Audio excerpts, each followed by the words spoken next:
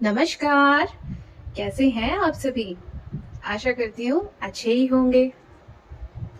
हमारे और आपके इस चैनल उत्सव कथाएं में मैं आप सभी का तहे दिल से स्वागत करती हूँ। आज की कहानी मैंने प्रेरक कहानियों के भाग 1308 से ली है, जिसका शीर्षक है बुद्धिमान बंजारा। तो चलिए कहानी की शुरुआत करती हूँ। एक बंजारा था। वो बैलों पर मीट यानी कि मुल्तानी मिट्टी लादकर दिल्ली की तरफ आ रहा था। रास्ते में कई गांवों से गुजरते समय उसकी बहुत सी मीट बिक गई। बैलों की पीठ पर लदे बोरे आधे तो खाली हो गए और आधे भरे रह गए। अब वे बैलों की पीठ पर टिके कैसे, क्योंकि भार एक तरफा हो गया। नौकरों ने पूछा कि अब क्या करें। तो बंजारा कहता है, अरे सोचते क्या हो, बोरों के एक तरफ रेत भर लो। ये राजस्थान की जमीन है, यहाँ रेत बहुत है। नौकरों ने वैसा ही किया। बैलों की पीठ पर एक तरफ आधे बोरे में मीट हो गई और दूसरी तरफ आधे बोरे में रेत हो गई। दिल्ली से एक सज्जन इधर ही आ रहे थे।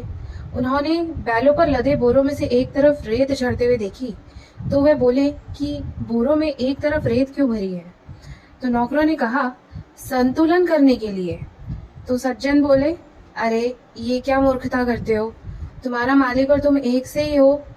बैलों पर मुफ्त में ही भार ढोकर उनको क्यों मार रहे हो। मीट के आधे आधे दो बोरों को एक ही जगह बांध दो, तो कम से कम आधे बैल तो बिना भार के खुले चलेंगे ना। नौकरों ने कहा कि आपकी बात तो ठीक जचती है, पर हम करेंगे वही जो हमारा मालिक कहेगा। आप जाकर हमारे मालिक से बात कहो और उनसे हमें हुक्म दिलवाओ। तो वो मालिक बंजारे से जाकर मिलता है और उससे वही बात कहता है। तो बंजारे ने पूछा, आप कहाँ के हैं, कहाँ जा रहे हैं। उसने कहा कि मैं भिवानी का रहने वाला हूँ, रुपए कमाने के लिए दिल्ली गया था, कुछ दिन वहां रहा, फिर बीमार हो गया। जो थोड़े से रुपए कमाए थे वो भी खर्च हो गए, व्यापार में घाटा लग गया, पास में कुछ नहीं रहा, तो विचार किया कि घर चलना चाहिए।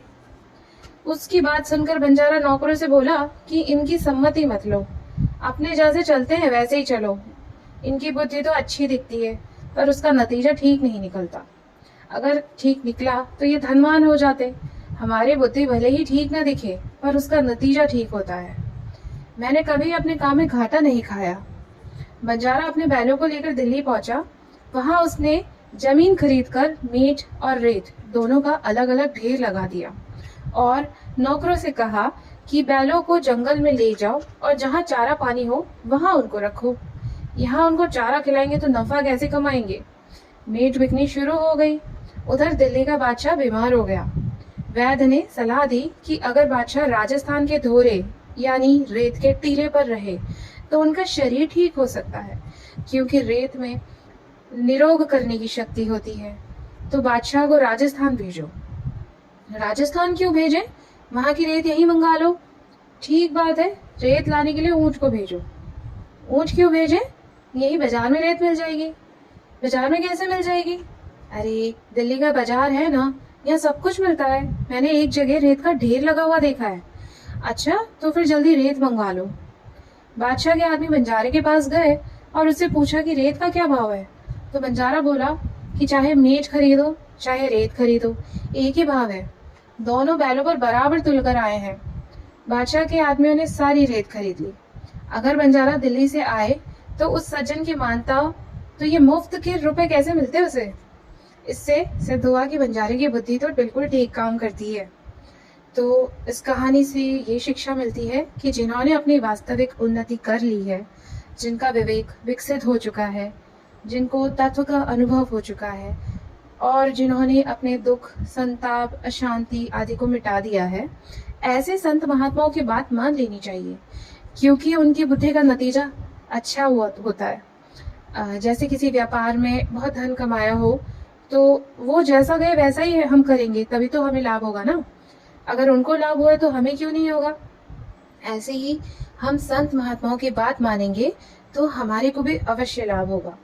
उनकी बात समझ में आए तो भी मान लेनी चाहिए, न आए तो भी मान लेनी चाहिए।